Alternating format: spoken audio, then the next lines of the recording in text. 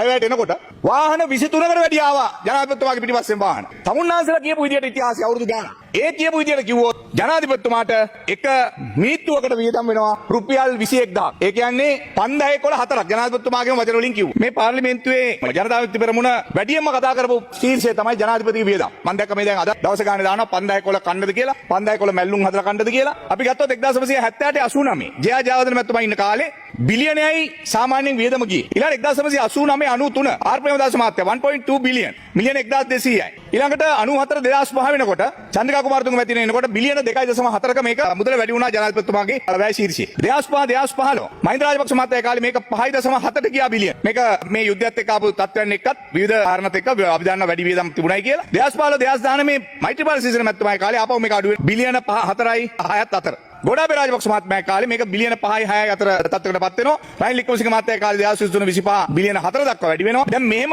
වැඩි වෙලා අඩු වෙලා ආපු එක තමුන්නාන්සලාගේ ජනාධිපතිතුමා තමයි කිව්වේ මේවා රුපියල් 5011 කන්නද එක විනාඩියකට මෙච්චර යනවා දවසකට මෙච්චර යනවා කොහොමද මේවා වියදම් කරන්නේ මේ විදියට මේ රටේ නාස්ති කරන්න මොකටද එක ජනාධිපති තනතුරක් හදාගන්නේ ඒ ජනාධිපති තනතුරෙන් මේ රටේ ජනතාවගේ මුදල් මංකොල්ල කරනවා කාබාසිනියා කරනවා කියලා එහෙම බැනපු ජනාධිපතිතුමා 2026 තමුන්නාන්සලාගේ බිලියන 12 වෙන් කරගෙන තියෙනවා ලංකා ඉතිහාසයේ වැඩිම මුදල ජනාධිපති වැය ශීර්ෂය දැන් ඕක තමුන්නාන්සලා ගත්තේ ඔය විදියට අපි ඔය විදියට නෙමෙයි ඕක ගත්තේ ජනාධිපතිතුමා යටතේ තිබෙන ආයතන සමහරවිට ජනාධිපති ව්‍යාපෘති වෙනම තියෙන්න පුළුවන් දැන් ප්‍රජාශක්ති ව්‍යාපාරය තමුන්නාන්සලා ජනාධිපතිතුමාට දාගෙන මුදල් දාගෙන තිබෙනවා ඒකේ හැම පිටින්ම තනිකර දේශපාලන ව්‍යාපෘතියක් ඒකේ තමුන්නාන්සලා හදන හැම ග්‍රාම සේවා කොට්ටාසයකටම හදන ඒ සමිතිය හදන්නේ තමුන්නාන්සලාගේ පෝස්ටර් එක හපු මිනිස්සුලා තමයි සභාපති කරලා තින්නේ ඉතින් ඒ නිසා මේ විදියට හදාගෙන බිලියන 12ක් දැන් තමුන්නාන්සලා මේකට දාලා තියෙනවා දැන් තමුන්නාන්සලා කියපු විදියට ඉතිහාසය අවුරුදු ගානක් ඒ කියපු විදියට කිව්වොත් ජනාධිපතිතුමාට එක මිනිත්තුවකට වියදම් වෙනවා රුපියල් 21000ක්. ඒ කියන්නේ 5011 ජනාධිපතිතුමාගේම වචන වලින් කිව්වා. 5011 ජනාධිපතිතුමා එක මිනිත්තුවක් ඇතුළත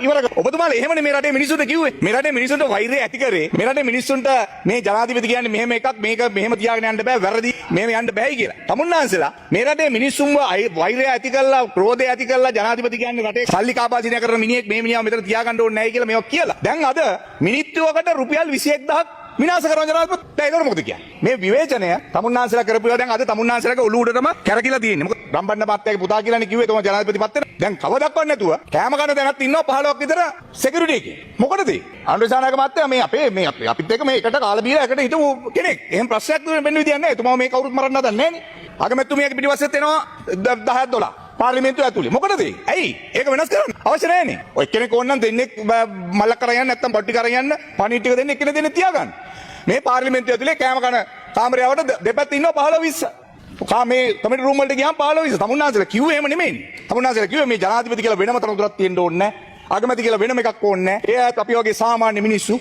මොකද්ද අද වෙලා තියෙන්නේ? එදා මම අයවැයට එනකොට වාහන 23කට වැඩි ආවා ජනාධිපතිතුමාගේ පිටිපස්සෙන් වාහන. මොකුත් එක්ක කරේ නැහැ කතානායකතුමා.